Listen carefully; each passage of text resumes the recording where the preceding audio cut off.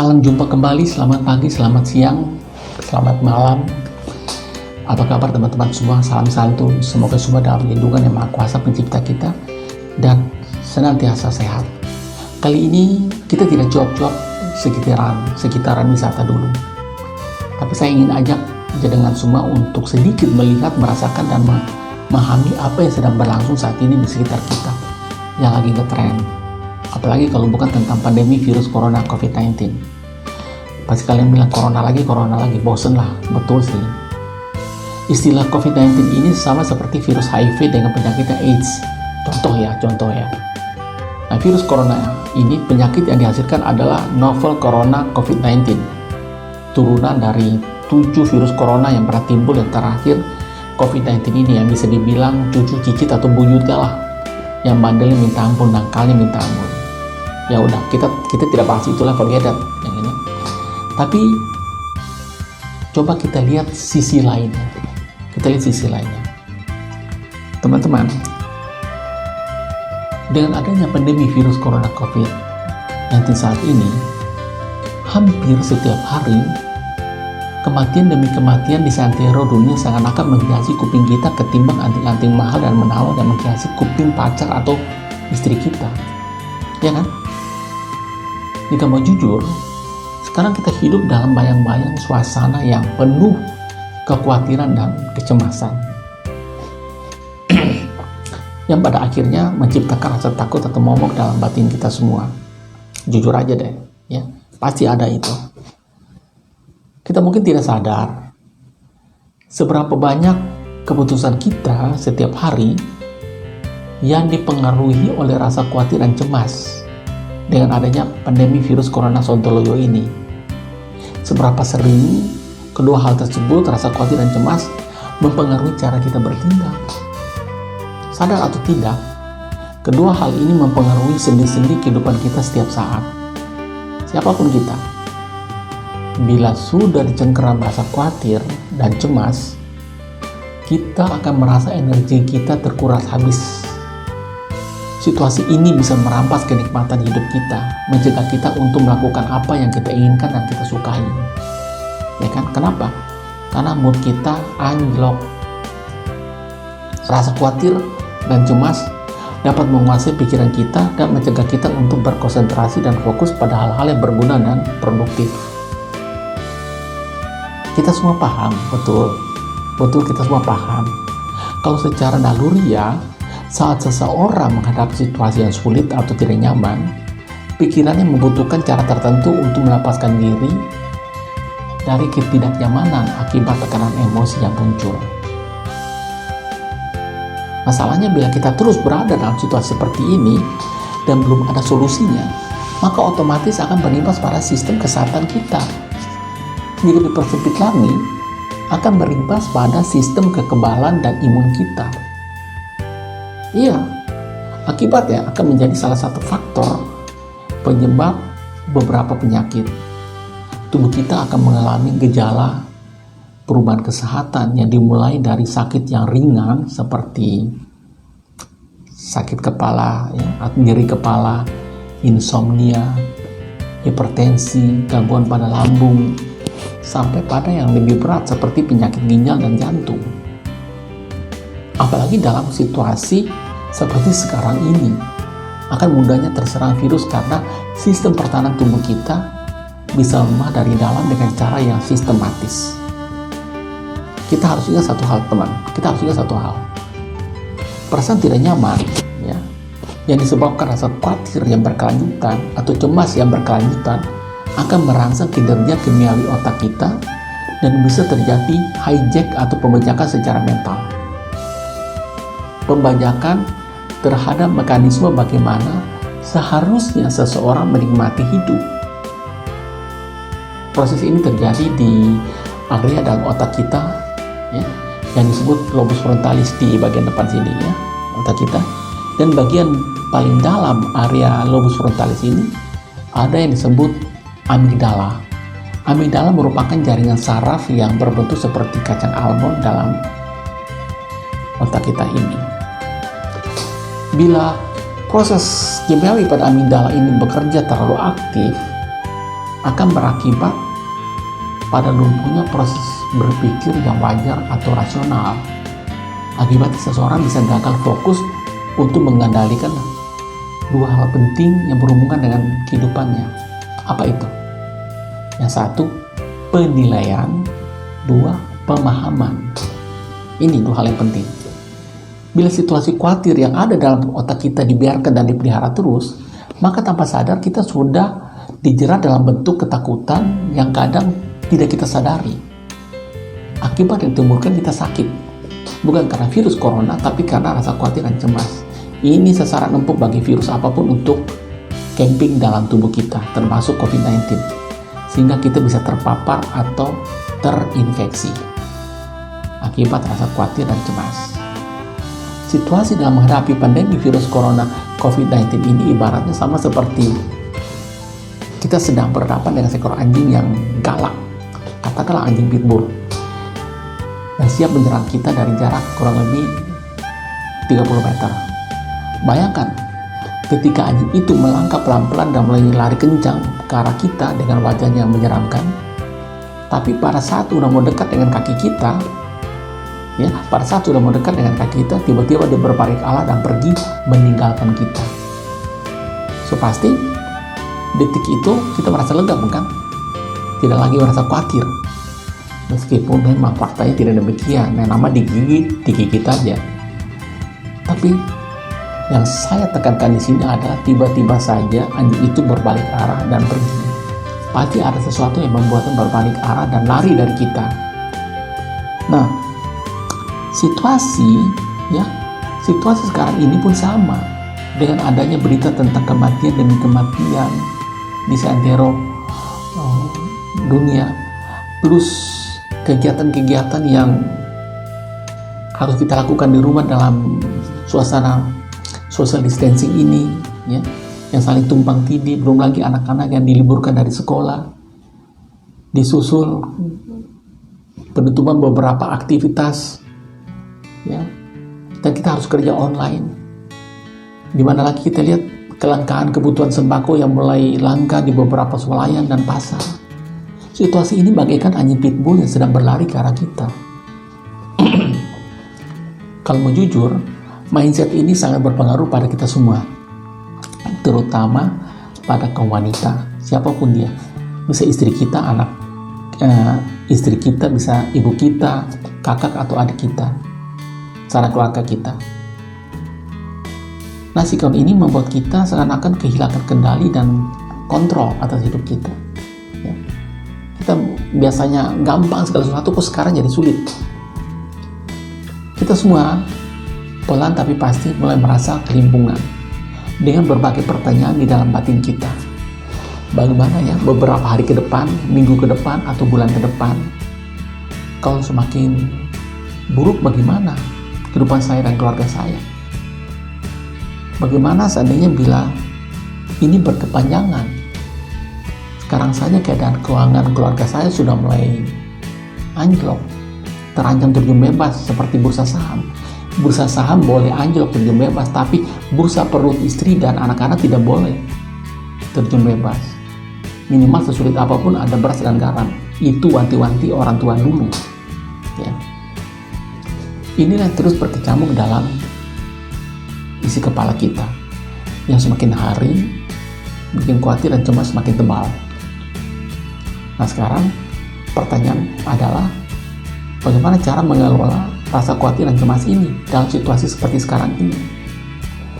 Mari teman-teman kita coba ulangi lagi dan ulas beberapa poin bagaimana merekayasa atau mengelola rasa khawatir dan cemas ini.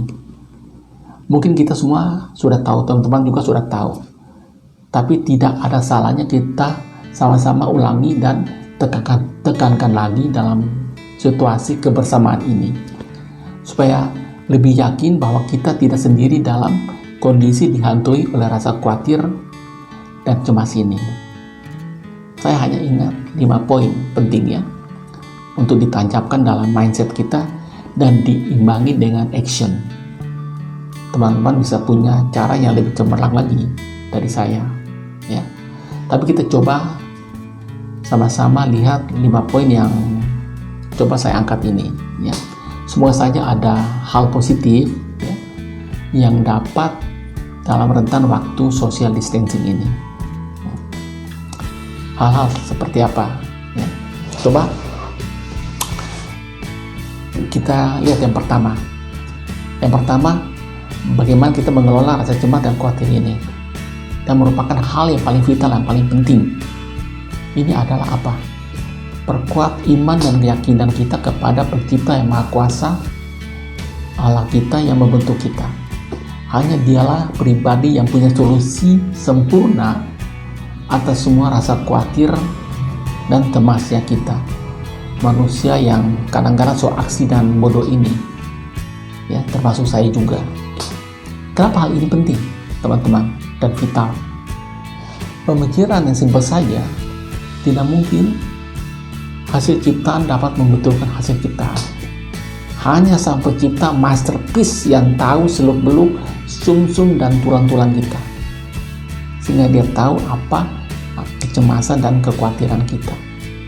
Sejarah kehidupan sudah membuktikan itu kok. Sekarang perlu nggak khawatir, ragu lagi? Jawab sendirilah ya. Kedua, ambillah kertas ya. Sekarang coba ambil kertas dan pulpen. Tuliskan semua apa yang sedang kita pikirkan saat ini. Tulis semua apapun itu. Setelah kita rasa cukup, baca ulang beberapa kali ya dalam hati kita, lalu lihat adakah sisi positifnya yang bisa kita ambil. Kalau apa yang kita tulis tersebut tidak bersikap rahasia dan bisa dibaca oleh orang lain dalam rumah, maka share. Mungkin bersama istri kita, suami kita ya. Atau walaupun itu rahasia sekalipun, mau dibaca oleh orang yang kita percaya sekalipun, pasangan kita, silakan. Dan bersama-sama bahas segi positifnya. Apa yang bisa diambil dan apa yang bisa dilakukan. Itu dia. Ya. Poin yang ketiga adalah jangan menunda untuk melakukan sesuatu jika kita saat ini terinspirasikan untuk lakukan hal itu. Lakukan saat itu juga.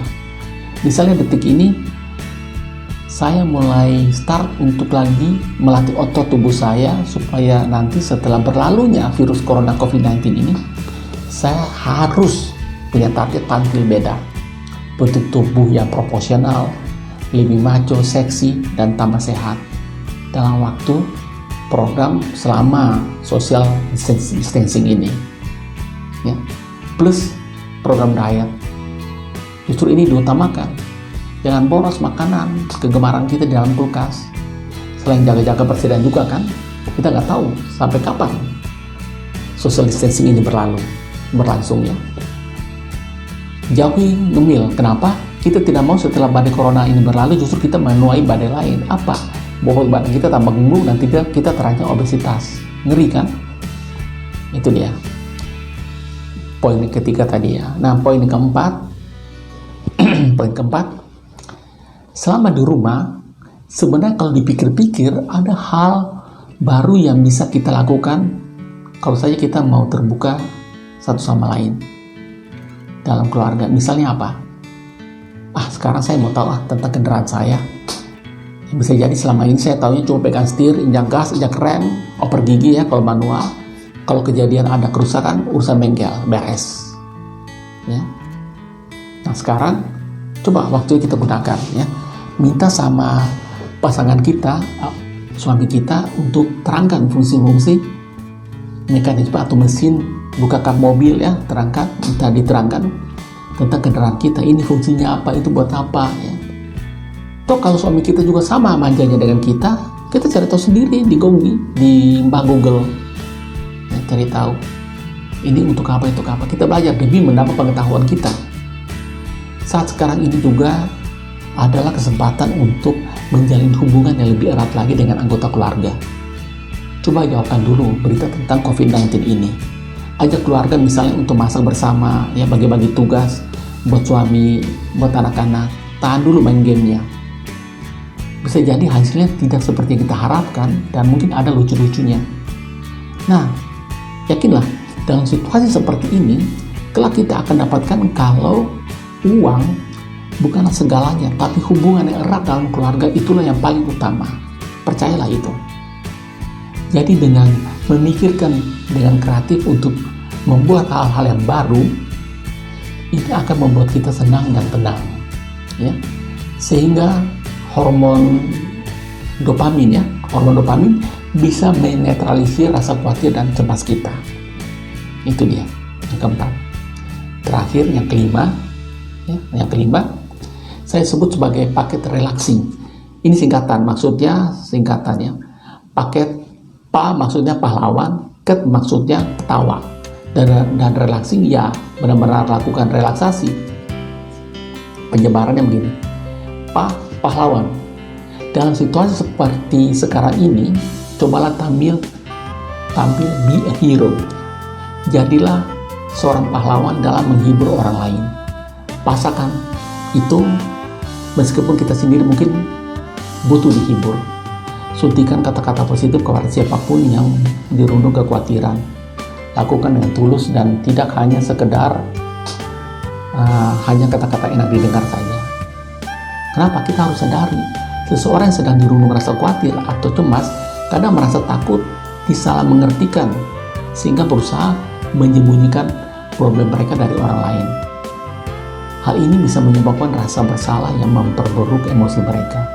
Maka dengan adanya seseorang, diri kita yang mau mendengarkan dan memberi kata-kata yang positif, sangatlah membantu, bukan saja kepada orang tersebut, tapi feedbacknya tanpa sadar juga kepada kita. Kemudian KET, ya, KET dari kata ketawa. Nah, ini penting. Coba singkirkan, ya, sosmed atau hal-hal yang berhubungan dengan berita COVID-19 ini. Pastikan hanya sekedar tahu saja. Coba mulai perbincangkan hal-hal apapun yang lucu dengan anggota keluarga kita. Cerita atau rewind lagi kenangan saat anak-anak kita mungkin masih balita, lucu-lucunya di mana. Atau cerita sama anak-anak kenangan pada saat kalian pacaran dulu bagaimana. Atau saat kecil dulu dikejar sama sapu lidi oleh kakek neneknya anak-anak sekarang karena suka mandi di kali. Bikin suasana lucu dan mengundang ketawa secara natural. Apa saja yang bisa merangsang hormon endorfin yang disekresikan ke otak dan berfungsi untuk kinerja sistem saraf pusat di tulang belakang yang berguna kontrol mood kita. Itu tadi PA, ya, paket PA dan KET, ya. Sekarang relaxing, ya, maksudnya benar-benar relax, atur sama keluarga. Kalau ada satu hari khusus kita tidak mau diganggu, tidak mau didistorsi, ya, katakan saya mau istirahat selama kurang lebih satu hari ini 1-3 jam, benar-benar tanpa gangguan apapun. Untuk itu siapkan kamar, pastikan benar-benar bersih, kemudian semprotkan dengan pengharum ruangan yang kita suka atau gunakan aromaterapi. Bakar mungkin di pojokannya, redupkan lampu, sebelum mandi dulu dengan air hangat, kemudian tidur ditemani alunan lagu instrumen yang lembut. Fokuskan pada irama lagu yang didengar sampai kita benar-benar terlelap. Ya, itulah beberapa yang versi saya, ya, 5 hal yang sedang saya cuap-cuap di video kali ini. Semoga bermanfaat dan memberi motivasi buat menjaga suasana hati kita tetap ceria dan bersemangat dalam situasi social distancing sekarang ini. Oh ya, satu pesan tambahan saja. Teman-teman, bantulah pemerintah untuk tidak ikutan dalam aksi borong barang yang mencerminkan panic buying. Setelah memahami poin-poin di atas tadi, ingatlah, bila kita salah satu orang yang ikut dalam antrian borong barang, coba berhenti sejenak dan pikirkan hal ini. Apakah yang saya beli ini karena kebutuhan atau keinginan? Kebutuhan dan keinginan itu beda. Keinginan lebih dimotivasi oleh pikiran kita, tapi kebutuhan lebih dipengaruhi oleh perasaan, suasana hati. Ya. Bisa jadi aksi borong barang dan timbun barang karena saat ini kita aman dalam segi finansial. Tapi tahukah, sadarkah kita, kalau saat itu kita lakukan, kita telah merampas hak-hak saudara kita yang notabene dari segi finansial mereka tidak sebanding kita, tidak aman. Kita harus berhati-hati. Aksi ini bisa terus berlangsung, maka akan ada dan semakin banyak orang-orang yang sulit untuk mendapatkan atau untuk membeli sesuatu, bahkan untuk sebungkus nasi sekalipun. Percayalah, cepat atau lambat kita pun akan terjerat dalam situasi ini pula. Ingat, hukum alam, bumi ini bulat, tidak selalu kita di atas aman, titik aman. Suatu saat kita pun akan digiring untuk titik paling bawah dalam hidup kita. Jadi, marilah kita semua sama-sama membeli sesuatu dengan hati yang berkomunitas, bukan hati yang berindividu. Ya. Salam sejahtera, salam sehat, salam harmoni selalu. Dan ingat, Gemah Ripah Loh Jinawi.